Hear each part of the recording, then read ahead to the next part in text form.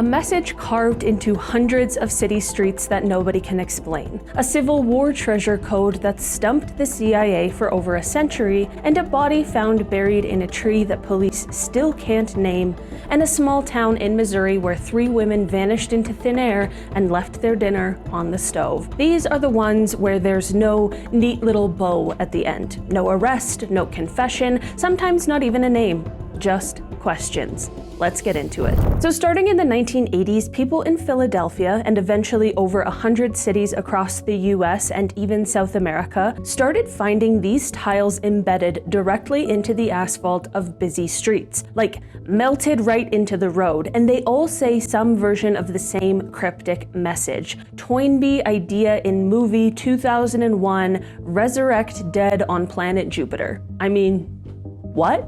Apparently, it's referencing historian Arnold Toynbee and the movie 2001: A Space Odyssey, and it seems to be about resurrecting the dead using Jupiter somehow. It is believed to be the work of one guy, maybe with some copycats later, but nobody has ever been caught doing this. Nobody knows how he or they or whoever it is got the tiles that deep into the road without getting caught. There's an entire subculture of people who now track new tile sightings online, and whoever's doing it, if they're even still alive, has never explained a single thing.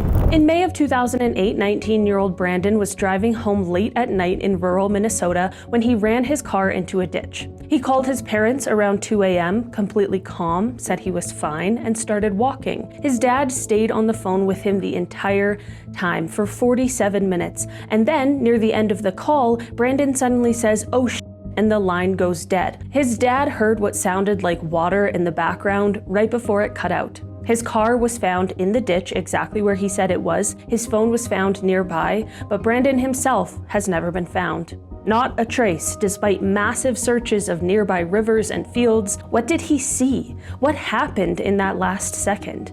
Nobody knows. So legend goes that back in 1822, a guy named Thomas Jefferson Beale, okay, different Thomas Jefferson, buried a massive treasure somewhere in Bedford County, Virginia. We're talking gold, silver, jewels worth tens of millions today. And he supposedly left behind 3 encoded ciphers that tell you exactly where it is, how much is there, and who it belongs to. One of the 3 ciphers has actually been cracked. It used the Declaration of Independence as the key, and it describes the treasure in detail, but the other 2?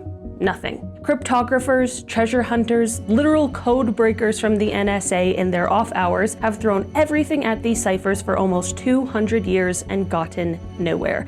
Some people think the whole thing's a hoax dreamed up to sell pamphlets. Others have spent their entire lives and life savings digging up random hillsides in Virginia looking for it. Apparently, at least one guy died doing it. I don't know about you, but I'd want a little more confirmation before I started digging up someone's backyard. This one's out in the middle of nowhere in Siberia, discovered by a geologist in 1949, and it's this huge cone-shaped mound, like 500 feet across, sitting in a forest where absolutely nothing else like it exists. Locals apparently called it the Fire Eagle Nest and avoided it. Animals reportedly wouldn't go near it either. Scientists have proposed basically everything: a meteorite impact, a failed underground nuclear test, a weird volcanic gas explosion, even a chunk of neutron star material. But every theory has a problem. There's no meteorite fragments. There's no obvious volcanic activity in the area. Trees around it are dying in a weird pattern that some researchers link to possible low-level radiation,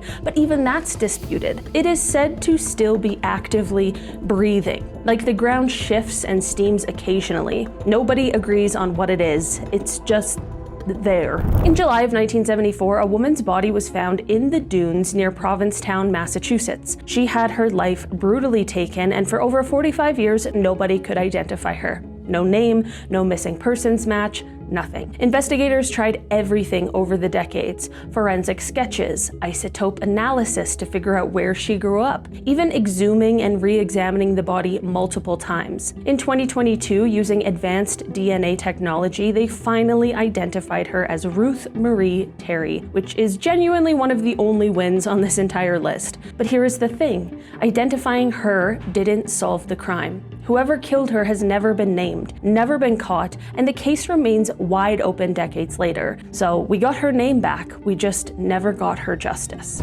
This is a sculpture that's literally sitting on the grounds of CIA headquarters in Langley, Virginia, installed in 1990, covered edge to edge in encrypted text. 4 separate encoded sections. And get this, 3 of the 4 have been solved, mostly by code breakers working completely independently of the CIA, but the 4th section, just 97 characters, has never been cracked. Not by the NSA, not by the CIA's own cryptography unit, not by the artist's original collaborators. The sculptor, Jim Sanborn, has released partial hints over the years just to keep interest alive, and he said he'll reveal the solution before he dies if nobody solves it first, which, thank you so much, Jim, I really appreciate that. I truly cannot even speak about how wild it is that the actual home of American intelligence has an unsolved code sitting in its front yard for over 3 decades. Isn't that just perfect? I feel like if I worked there, that would drive me absolutely nuts. 1943, Hagley Wood, England. 4 boys out hunting for birds' nests find a human skull wedged inside a hollowed out wych elm tree. Turns out to be the remains of a woman put into the tree while presumably still alive or shortly after death.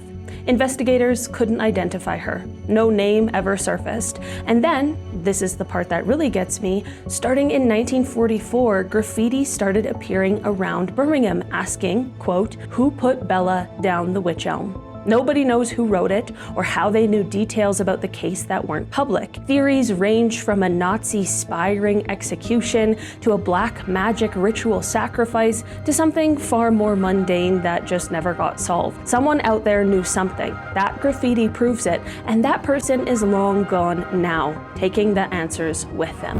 June 7th, 1992, Springfield, Missouri. 3 women, Susie Streeter, her mother Cheryl Levitt, and Susie's friend Stacy McCall, vanished from Cheryl's house overnight without a trace. The lights were left on, the front door was unlocked, Cheryl's shoes were sitting neatly by her bed, there was no sign of forced entry, no struggle, nothing disturbed. It looked like they just stepped out for a second and then nothing. No bodies, ever. No arrests, no confirmed sighting since that night. There have been tips, theories about a stalker fixated on Susie, theories about organized crime, even a $50,000 reward that sat unclaimed for over 3 decades. 3 women just disappeared from a house with the lights on, and over 30 years, nobody has explained how. Between roughly 1978 and 1992, at least 6, some say as many as 11 women, all with red hair, were found with their lives taken along interstate highways across multiple states.